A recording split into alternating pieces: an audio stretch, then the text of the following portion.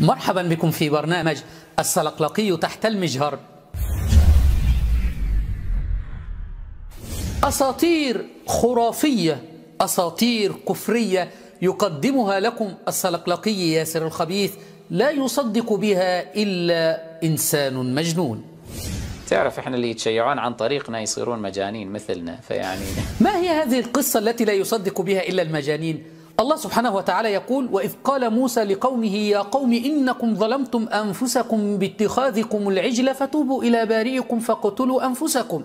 قال السلقلقي: حينما أمر بني إسرائيل أن يقتلوا أنفسهم فريق قتل، أخذوا يقتلون في بعض حتى بقي فريق كان هو اللي عليه الوقت أنه سيقتل. فتذكروا قالوا: احنا كنا حينما نفعل معصية كان موسى يقول لنا توسلوا بمحمد وآل محمد، فما رأيكم الآن نتوسل بآل محمد الطيبين الطاهرين الأئمة المعصومين، نتوسل بهم الآن ونرى هل سيرفع عنا القتل أم لا؟ فبمجرد أن توسلوا بمحمد وآل محمد جاء الأمر الإلهي إلى موسى: خلاص يا موسى أوقف القتل لقد غفرت لهم جميعا.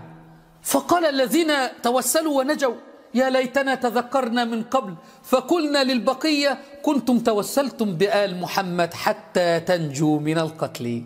موسى عليه السلام وكذلك سائر الأنبياء دائما كانوا يكررون ويعلمون أقوامهم بأنهم إذا أردتم شيئا فتوسلوا بنبي آخر الزمان وأهل بيته الطاهرين صلوات الله عليه.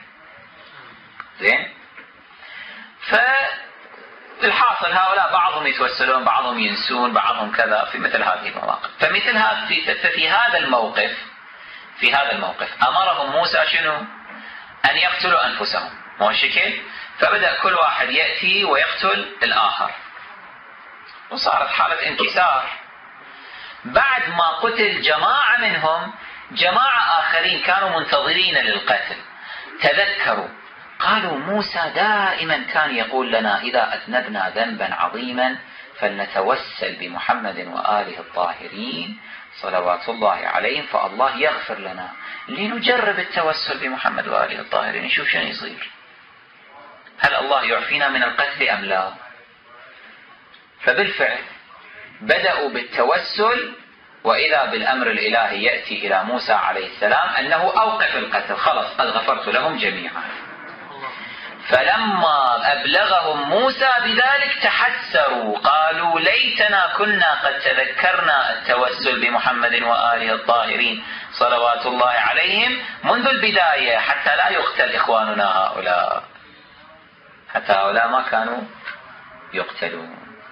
ويقولون هو من عند الله وما هو من عند الله ويقولون على الله الكذب وهم يعلمون.